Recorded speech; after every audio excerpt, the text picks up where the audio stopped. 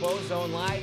The Whitetail rut is on in the Bowzone. Our hunters are in the stand, and we're excited to share it with you. Bowzone Live, baby. Yeah, he's gone. Yes. I smoked the giant.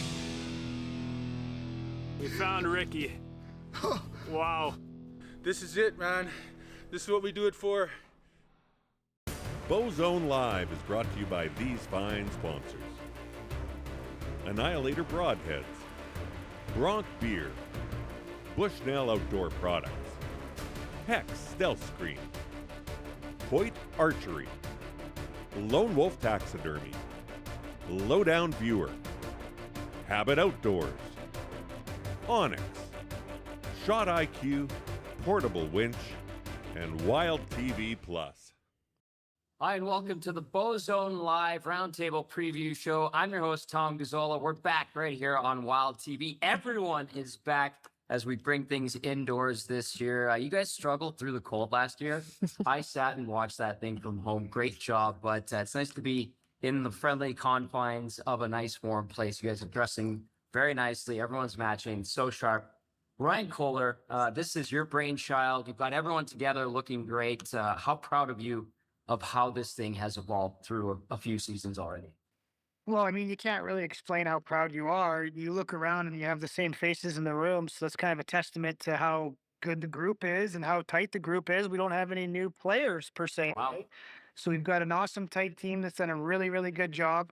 And I think for me, trying to give back to these players and these bow hunters that are in the zone, trying to get things done is kind of the theme of the show. It's great to see familiar faces. It's great to see the competitive juices ready to flow. Watching everyone today, everyone's talking about getting ready for their hunts. Jason Moss is here. Jason, what the hell are you doing here right now? You're supposed to be chasing down a Grey Cup. We're glad you're here, but how did you make time for us? I appreciate that. Yes, we're still chasing it, chasing the Grey Cup, but had a bye week, our third and final bye week. Just got done playing in Edmonton, beating the Eskimos or the Elk, sorry. We got the week off. So obviously with friends and family for the week and gearing up for hunting season, just like everybody else. And my time's running out though, so I'm getting back to work. I'll just throw this out there right now. I talked about the competitive juices flowing. Whoever wants it, just take it. Who's getting the first one in season 4? Mike Pashon. Mike Pashon. Mike Pashon, yeah, right? Yeah. Mike Pashon's getting the first one. I hope But he will be first on the board. it's got to be Mike Pashon. I want to see somebody shoot something out of the, what is it called? The saddle? Saddle? It's always tree saddle, yeah. It looks swing. cool. It's a swing, a tree saddle, whatever you want to call it. I know Mike's been floating in donuts or something. Swings. And anyways, that's my vote. Mike Pashon. Okay, who's out of the people that are here, who's getting the first one? Who's feeling good? Who's got the juices flowing right now? Step up. You know what? I think Sam's got a pretty good shot at it this year. You're on the spot, Sam. I don't know about that, but I think Michelle. Yeah, I'm thinking Michelle. Pressure's on, Michelle. Yeah, what do you say to that? Yeah, I'm not sure. I sure hope so. That'd be awesome. I think the thing is though, if you are the first one, then you kind of killed all your fun. Yeah. Right? Like it's all in the chase. It's all looking for scrapes, finding rubs, getting outside right now and just like getting into the game again for the first time, getting the photos coming in, waking up at 5 a.m. for everyone has cell cameras now, I think. So we're all probably bug-eyed at 5 a.m. staring at screens like this because pictures come rolling in on your phone, right? So how do you go to sleep? It's like Christmas every morning. Well, okay, now we put Michelle on the spot. Sam put Michelle on the spot, but Michelle, you're sitting beside Heather, who did take down and harvest the first buck on Bowzone a few years ago. Heather, I mean, any keys to success early in the season? I hunt in the moment, so if I see something I like, I shoot it. That's kind of my motto. I know a lot of guys have their target buck picked out, but I don't. So if I see something I like, I shoot it. And I think Kev can kind of attest to that. I've done that my whole life. I wouldn't want to be something you like. I have a competitive side. Yes, I do. Well, let's talk about target bucks. Where are we at with target bucks? What are we seeing on our cams right now? Anybody who wants to talk about the target buck and give us some names? I know Daryl's not here and he's got a target buck named Poopsie. But we can't let her speak to that right now. Anybody else? I think there's 2 poopsies. Yeah, I was just going to say. We got to clear up the poopsie thing. I have a poopsie. I'd say, okay, let's just start with, it is the worst name we've ever had for a whitetail. But unfortunately, I filmed it at 70 yards trying to shoot it. It's an awesome, huge, wide whitetail, tons of tines. It's a beautiful Bowzone whitetail. And as like he's leaving the frame, the last thing I saw, he just lifted his tail and took a big dump.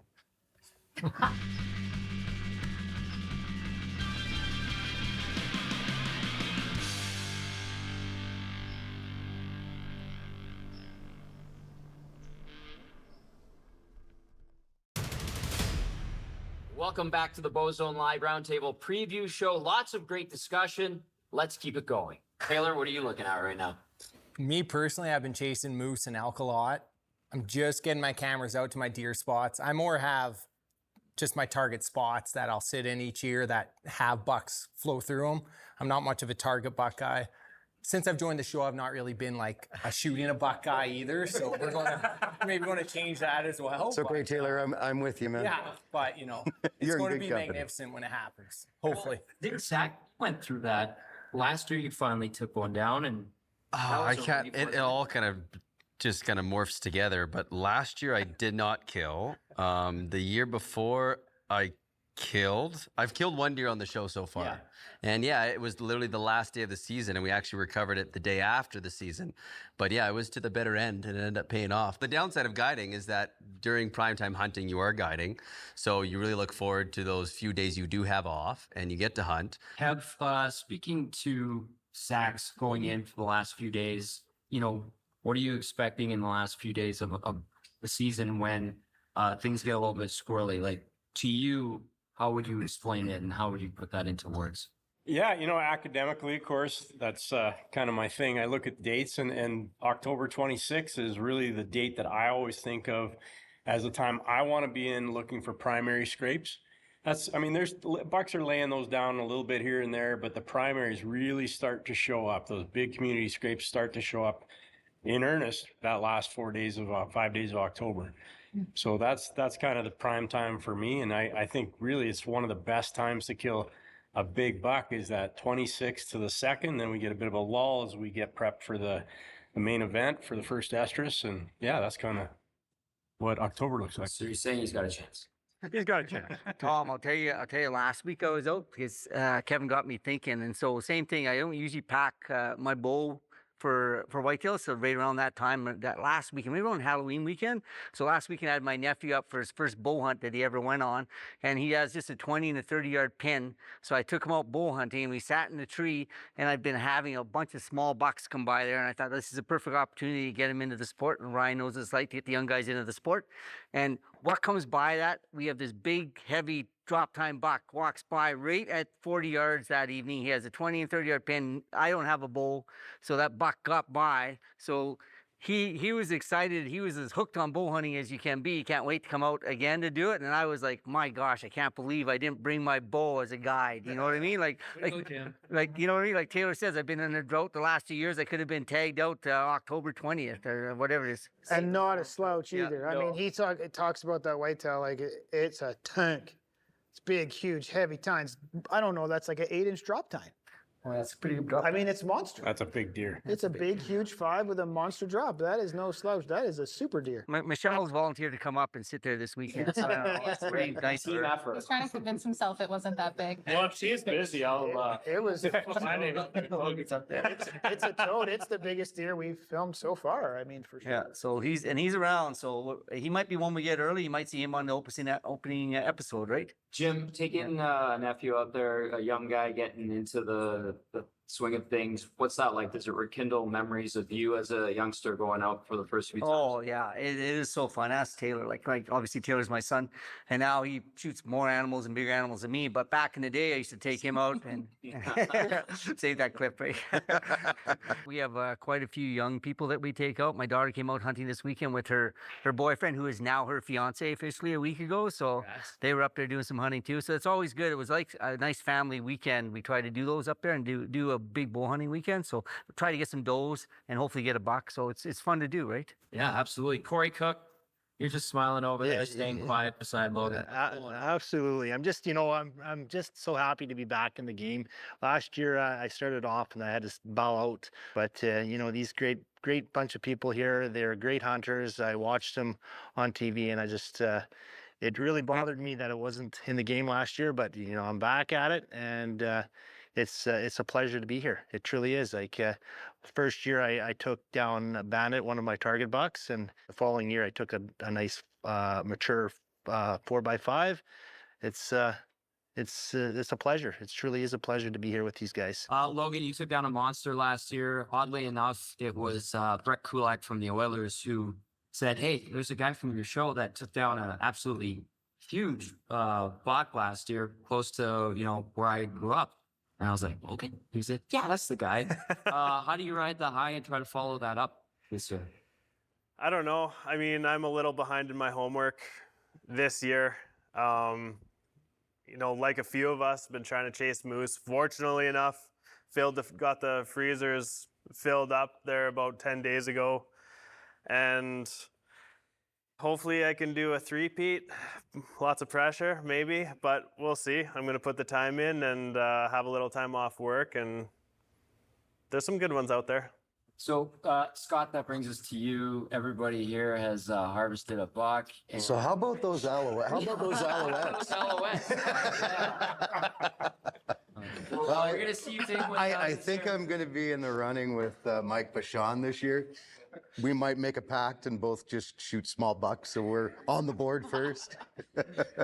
Hey, Wild TV has a lot of viewers, a lot of old guys that love shooting those small, good eaters, man. The eaters are a thing. It can't only be about giant white. That's not a thing. It should be. Thanks for trying to make me feel better.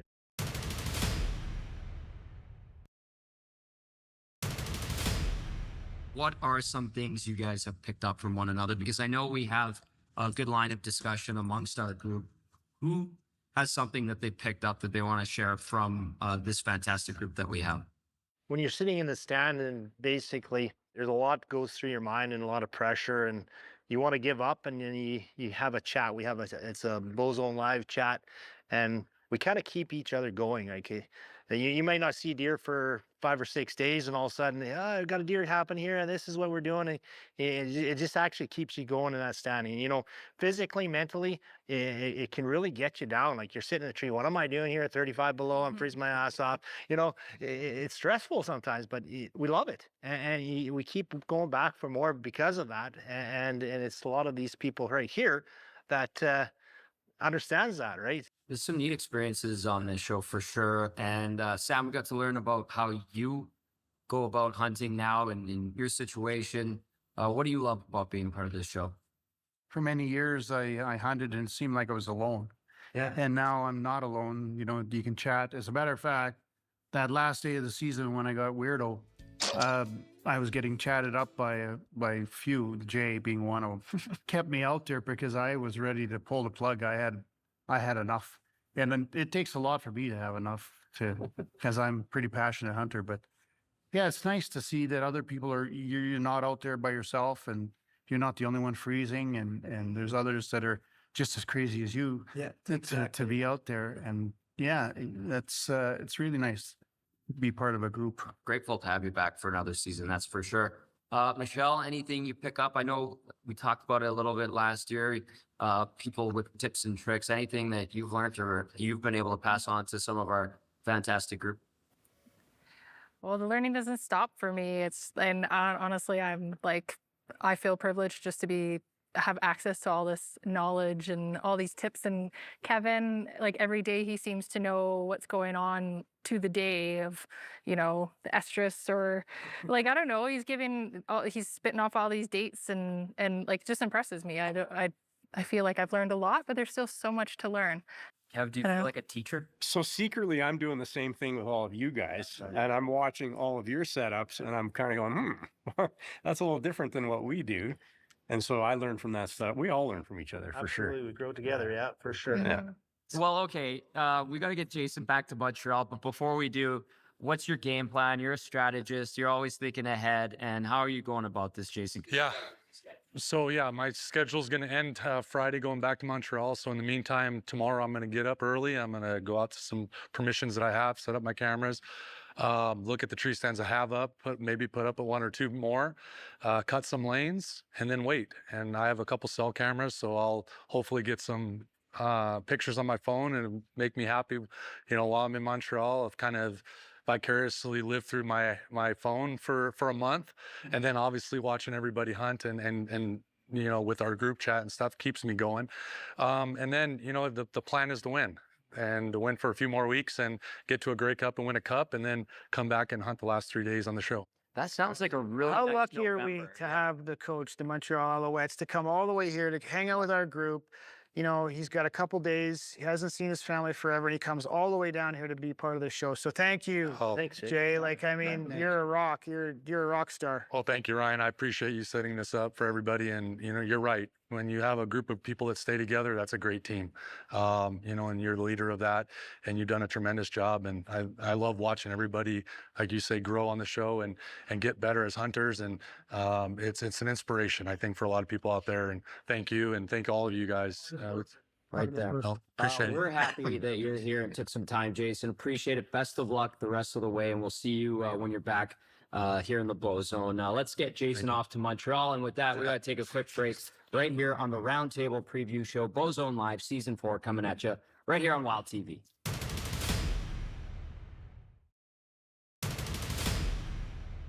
You're watching the Bowzone Live Roundtable Preview Show right here on Wild TV as we get set for Season 4. Tom Gazzola with you, and a whole host of our fantastic looking hunters decked out in some great gear. And that's something, Ryan Kohler, that we need to talk about, because this show is a neat place to display some gear, some stuff that's used out in the field, and some partnerships as well.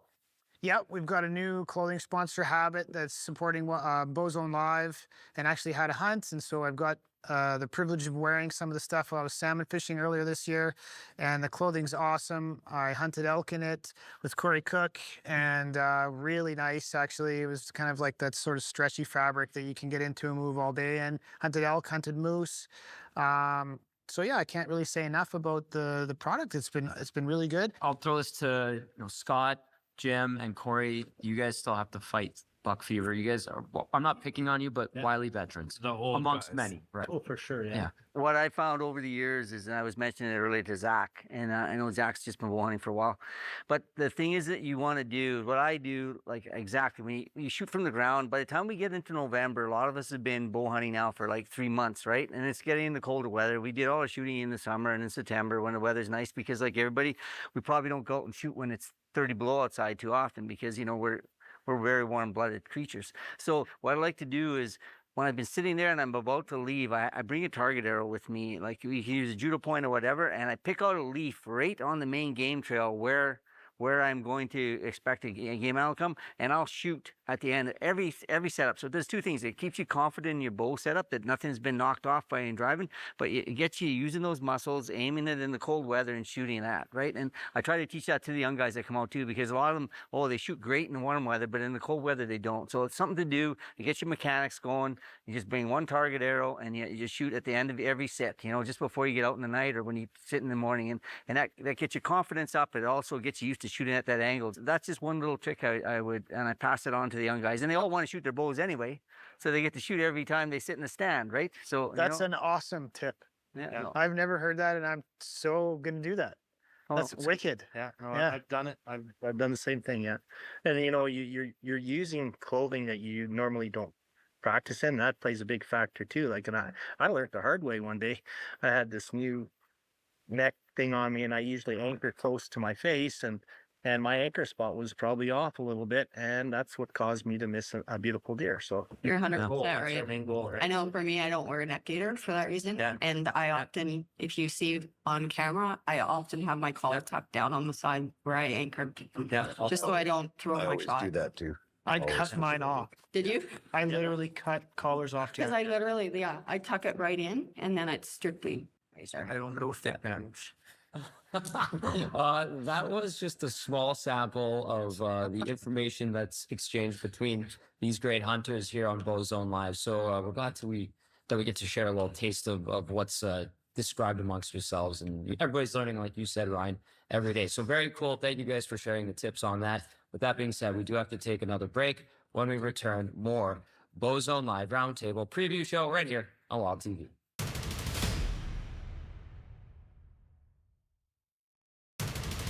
Every year I try to bring something to Bowzone Live that's just a little bit different, something a little bit exciting that people can watch that they've never seen before. And I found this product last year, actually. And so I brought some in and I was playing with it and getting animals on scrapes and just doing stuff. But it's basically deer toys. That's how I look at it. And I've created a little spot in my favorite bow hunting place where we call Playland. And I've just loaded it with these deer toys. And deer come in and stay for a little longer than you would normally see a whitetail buck come in and stay. That's what I found anyway. I think I've timed it out from like between 30 seconds to like 4 minutes of time playing with these things. So really, we have a lot of these things in the wild, but sometimes you don't have them where you want them. And I will say this, I've never had so much fun just putting stuff up, like putting toys out for deer. And there's something about getting a photo of a deer on something that you built and put up and put out that I just get a kick out of. So this stuff is so fun. So the first thing is the hemp scent rope system, and it's hemp rope. I think there's something to the hemp rope. I think it's Manila, I think is the other type of rope. You know what I'm talking about? No, I don't know. Anyways, but there's 2 types of rope, and apparently you need this specific type, and hemp supposedly works the best. It's the one I have been using, and it looks like this, and deer absolutely hit the rope, 100%. And it's super funny and really fun. And you've got to give it a try. It's really super cool, and it keeps deer on the scrape just a little bit longer than normal because they have something to play with. It's just kind of makes sense. And then for those of us that don't have a big, beautiful rubbing post that every deer seems to come to in the country, then we've got a licking stick, which is also pretty cool. You pound this into the ground, and then the spring holds up the stick you put inside there, and basically it moves. So it's something, again, to play with. So it can be, you can put your rub on they put their rub on the licking stick, or they kind of play with it, to be honest. They put their scent glands all over the leaves, all over the top of the stick, and just play with it back and forth. And again, if your stand's there, it just keeps them there for another maybe 30 seconds, or just maybe a little bit longer. And then you've got the third product, which is also really fun. So it's a licking branch. And so what I used to do is just take baling wire, and then I would just wrap branches on trees, and it's awkward. It's hard to get things to hang exactly where you want them when you put a scrape where you want it. But this sucker, this mounts right to the tree, right where you want it. And it bounces. So not only do they get the licking branch where they want it, but it's also bouncing. And so they just play with it. And we've got lots of photos already of bucks coming into scrapes, playing with these things and playing with these toys. And yeah, for me, it is just something totally different that really no one has really seen, and keeps deer in one place a little longer. And to be totally honest with you, it's just really fun. So we actually have some inventory here in Canada. So you're not going to have to wait forever to get it shipped to you from the US. So we've got some in Canada now. And so if you're Canadian, you're watching this and you want to get the stuff shipped to you in Canada right away because you want to get it there before November, then just go to the site, order it. It's all set up. The back end's figured out, and it will ship it to you right away. The interesting thing is, before Ryan ever brought this product up, I remember watching YouTube videos, and they show you how to break down your the area you're hunting for whitetail. And one of the videos stuck out to me is there's this guy who's well-renowned, some YouTube guy that manages whitetail properties. And they have these licking branches, they have these licking sticks that hang down.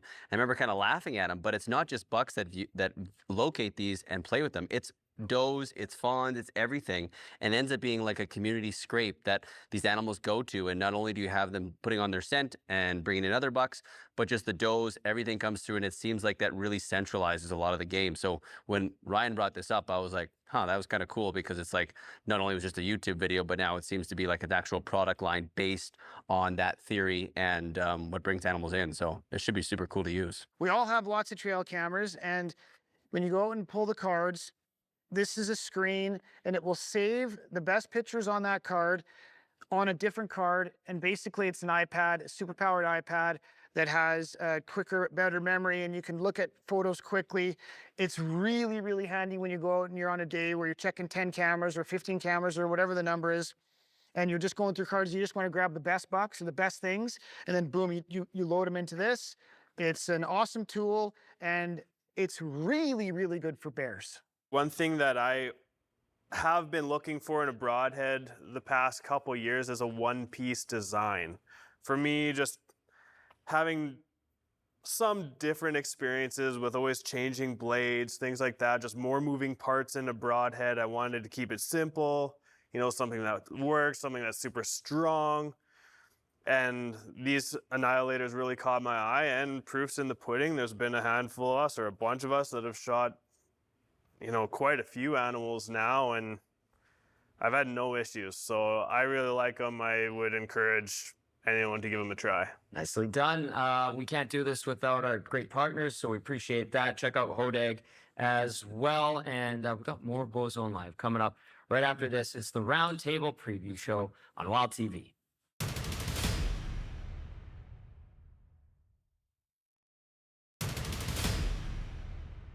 This is the Bowzone Live Roundtable Preview Show as we get set for season number 4, which goes Sunday, November 19th. You can catch all of the action live right here on Wild TV. Tom Gazzola alongside our cast of hunters. It's been a fun show thus far. There's been a lot of treats as Zach Brown gives his dog a lovely treat there. We have a treat for the hunters, and a little surprise from the good folks at Lowdown. The ladies will pass those out. So this is for all of you, and a little thank you for being a part of the show. We heard Ryan talking about Lowdown and how to use it. So all of you will now be ready to go with your own unit, courtesy of the good folks at Lowdown. Taylor, how are you going to be using this bad boy? I think it's great for all the older guys and their bad eyes, you know. Your dad's laughing, but he's going to be really upset. Now I can actually show him this is not a big box. This is only 9 inches, man. If it was 12 inches. Yeah. Jim might need to. I can attest to that. Right Scott, on. you might take one, harvest the buck by using it. Yeah, exactly. I got mine early and I blew out my really works well. And it's really big and the letters are really big, so I can actually see it and I don't have to hold it. Beautiful. Kev, how are you going to be implementing this into the way you do things? Yeah. Oh, this is perfect. This is exactly what person we need. Awesome. Awesome. Anyone else? How are you going to use this, Zach? You going to use this thing? One thing you mentioned was with bears, and I just think of how many trail cam pictures you have to take with the bears, just because you're feeding them and you have a lot of Raven photos, and it's just literally scanning through hundreds, if not thousands, depending on how long your camera's been out there. So to be able to have a central platform that you can scan through everything and then pick out your bear photos and then have that saved to a folder and then delete that card and put it back in makes it pretty handy. Yeah, it's good. We do a pretty good job now of setting cameras and then just making sure you're clipping all the grass everywhere that's blowing in the wind. And every once in a while you miss one, right? Like you miss one and you get 2,000 photos of a blade of grass like this. So that's what's great about it, right? You're just scrolling, boom, boom, boom, get through all that stuff really fast to what you want to see. All right, you guys are equipped with your Lowdown gear. You're going to get into the stands right away here. And I know you guys value shot placement and proper targeting, all of that. How do you put an emphasis on making sure that you guys are taking the right shots? Because that is something that throughout the first 3 seasons, all of you have discussed. Who wants to go first? It was my tip last year, I think, was shot placement. And I think for me, the biggest thing for me is envisioning. You have to know the vitals, the animal you're targeting. So whether it be moose, deer, or whatever. And then you have to be able to play that in your head as to where those vitals are from each angle. And if you can't, you also want to try and place your arrow so that it's coming out behind the far shoulders and give you that exit. And that gives you a better blood trail. For me, that's kind of what I do. So depending on, I know I don't like to take a quartering towards shot. Mm-hmm. It's my least favorite. I love broadside and I love quartering away. Everybody? I gotta say that I learned that from Heather in the last couple of years. You said it maybe 2 years ago. Just picture the arrow exit, I think, or something along those lines. Yeah. And that stuff. I think I said, yeah. I actually think it before I shoot now. So, Kev, you were going to say something there? Yeah, I mean, I think we talk about it as a group quite a bit, but shot placement is probably number one. And that's something we want to really make sure that our viewers understand. you know, when you hunt more and more, you kind of understand that different angles are kill shots or can be kill shots. And my shot last year on my buck was probably a classic example of that. But I knew precisely where, if that arrow went in, it would go right into the heart, essentially. It just had to be a very accurate shot. Now, normally, almost always, we look for broadside and quartering away. We try to limit our shots to less than 30 yards, 30 yards or less on a whitetail. And there's lots of reasons for that, but whitetails especially will drop and jump the string. Things like that, but really vitals and understanding that anatomy is number one. Huge. Yeah. Sam, did you want to jump in on that? Yeah, no, I agree totally. The other thing, as I've been at this for a long time, Jim, you too, is that, yeah, is that fight the rush. When you see, especially a big buck, you're suddenly everything's going fast forward, and you have to fight that feeling of rushing your shot. Is just to be patient and just give it another second or two, whatever it takes. Just don't rush your shot until you have the shot. And that's really hard to do. It's something you learn through experience. I have to jump in here because we have Joel Turner coming, the owner of Shot IQ, and like all these little comments are just so loud in my ears right now. I've taken the course. It straightens out the way you think about the shot in the moment. It teaches you to shoot a perfect arrow. And I know like it sounds gimmicky, but it's 100% legit. It's rock solid. Like you're getting close when you start talking about slowing down the shot. I think Shot IQ does that when you do the steps properly. But really, if you learn the course, take the course, and then use the wording he uses, and Joel's going to be on this show, and he's going to teach everybody how to do this. And it is mind-blowing how much it will change the way you bow hunt whitetails. It's mind-blowing. It is probably the coolest thing that I've seen, found. Best course I've done in many years. I take courses for all sorts of things. You try to be smarter all the time, but this is absolutely incredible. If you want to say goodbye to buck fever forever, Shot IQ will absolutely eliminate it. It will not exist in your dojo anymore, and you will send perfect arrows. Don't move your finger. Just pull your hand through the strap. Keep going. Keep going. That's a surprise break. That's what your shot should feel like. It's a phenomenal program that it's very impactful. It allows you to understand exactly how you're doing what you're doing. Controlling a shot is just shy of impossible. But if you know how to control your mind and you know how to override your own central nervous system, it's a beautiful thing to shoot controlled arrows.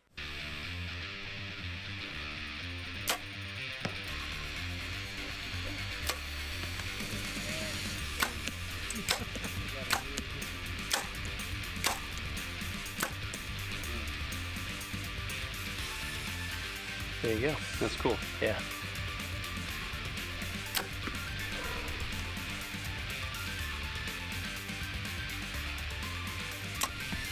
Oh, money.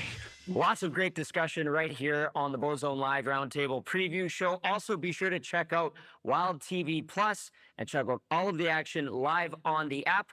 We'll be right back.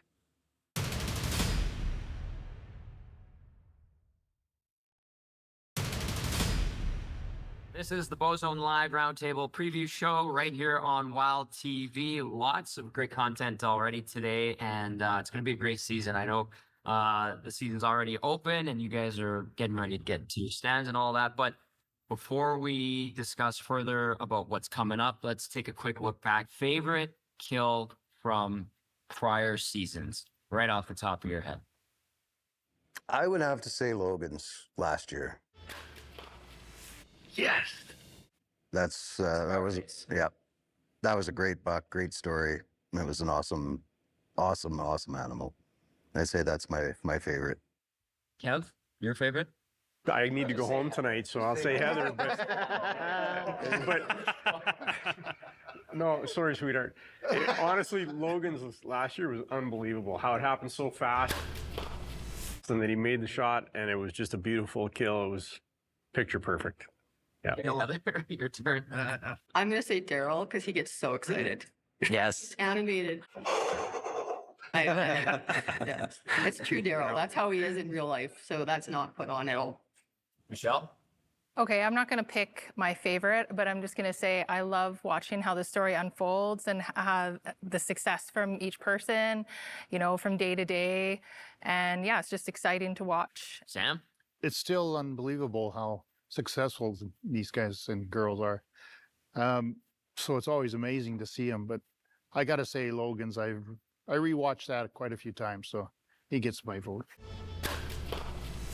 I'm gonna sidestep like Michelle did. I felt so bad for Jason Moss a couple of years Oh, yeah. when the Coyotes got to his harvest. So that was one where I was happy to see him bounce back strong at the start of last year with a successful hunt.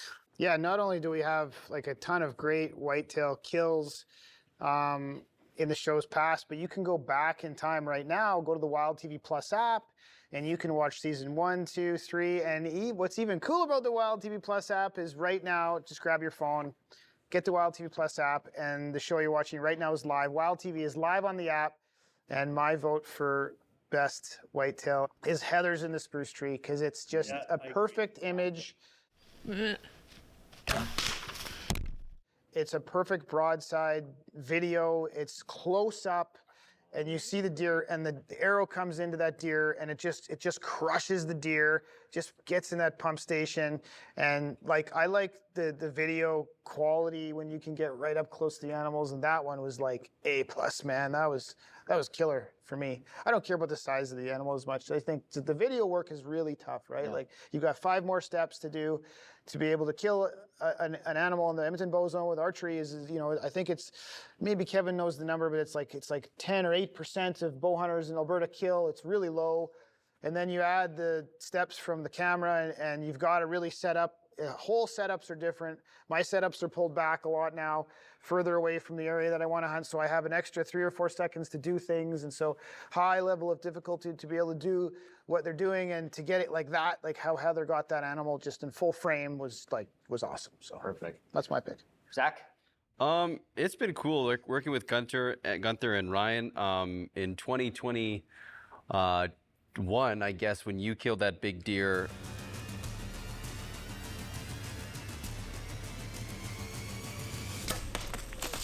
What I was amazed, Ryan, is I know you're afraid of heights, and that you were able to be as high as you were in that tree when you shot that buck and still keep it together.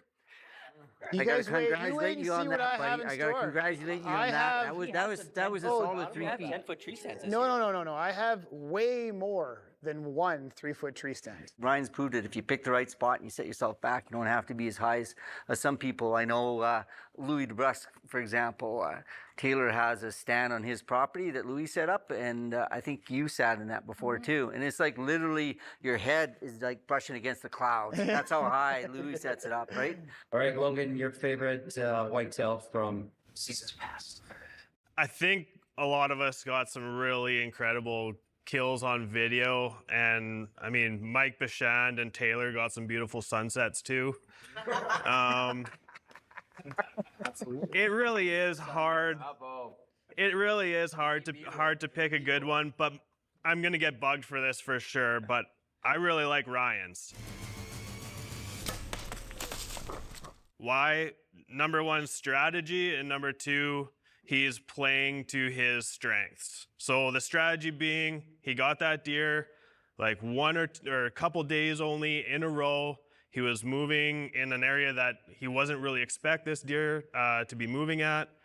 He set up really quick. Gunther was there to help and help video. So that's another super cool thing, right? To have that teamwork factor in there. Playing to his strengths, he wasn't 30 feet up a tree. I mean, he used a brush pile and had the angle. Yeah. Corey Cook? I'm going to have to say it's a toss-up between Heather and Ryan. Season 1 with Heather killing that buck underneath that spruce tree. And her face expression, just like she was just so pumped up. And then, of course, season 2 with Ryan with that monster buck, and his face expression like a little kid, like. Jim? Yeah, so I think there's a couple I really like. For me, I liked Gunther's last year. I don't know if that's maybe the first one he's ever got on film, because lots of times he does recoveries, but he got it on film, and I think he had Tacticam set up too, and it was a really nice buck. It was a beautiful day. The light was good, and it's just the happiness in his face just to be able to, A, he shot a lot of big bucks, but B, to get one on camera like that. You could tell he was just really happy with himself and happy with things, and he did a really good job on that. And another thing that a lot of people might not know that they watched last year was Michelle, when she shot hers, she went after the show had aired, and she went out and pulled her camera there, and she had a camera that was facing towards her and the buck, and it was on video mode, and she actually got the reverse angle of her buck. And I didn't notice it till days after, because So that's on video something that I saw after the season. So yeah. All right, the Sunset King brings home the segment as the sun comes down on it. Oh yeah, there's gonna be some good moon shots this year. Yeah. No. The one I liked was Kevin's last year, because it was a beautiful buck, and he touched on the shot placement, and I study deer anatomy a lot, and like it was a smart shot in the moment. He was confident in the shot, and it just shows how lethal that shot was. Like, I don't think I've ever seen a deer die quicker. So I just thought that was a really good thing to show, because yeah, typically not an angle you want, but when you're competent and confident in what you're doing, it's highly effective. Just like your B-roll, that was a great way to end this segment. Bring it all home, Taylor. Nicely done. All right, a little bit more Bowzone Live on the way. It is the Roundtable preview show right here on Wild TV.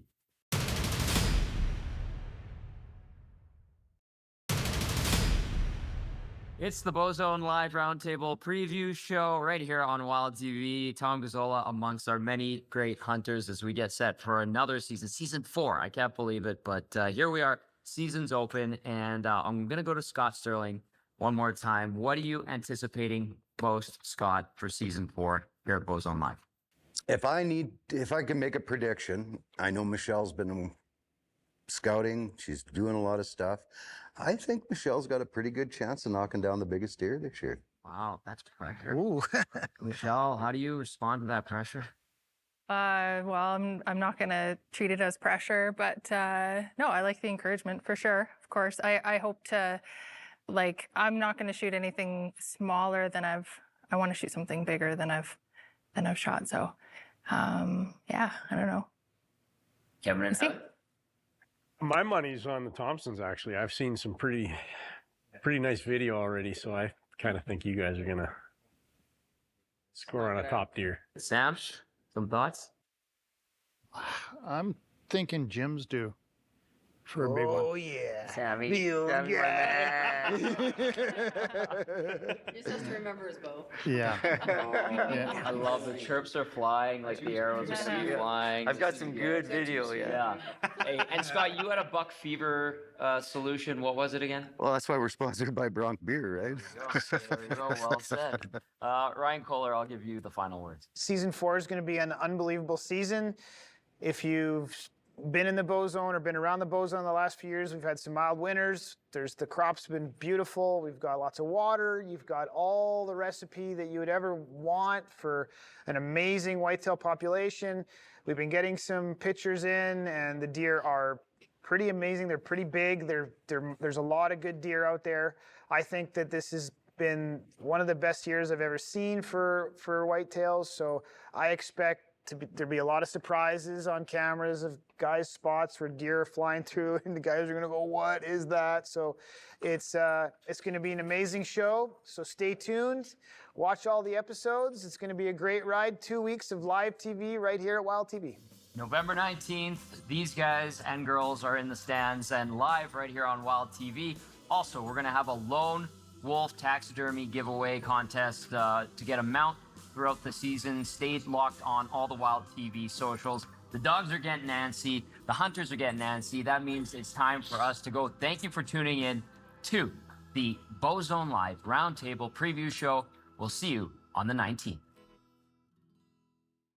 Bowzone Live is brought to you by these fine sponsors: Annihilator Broadheads, Bronc Beer, Bushnell Outdoor Products, Hex Stealth Screen, Hoyt Archery, Lone Wolf Taxidermy, Lowdown Viewer, Habit Outdoors, Onyx, Shot IQ, Portable Winch, and Wild TV Plus.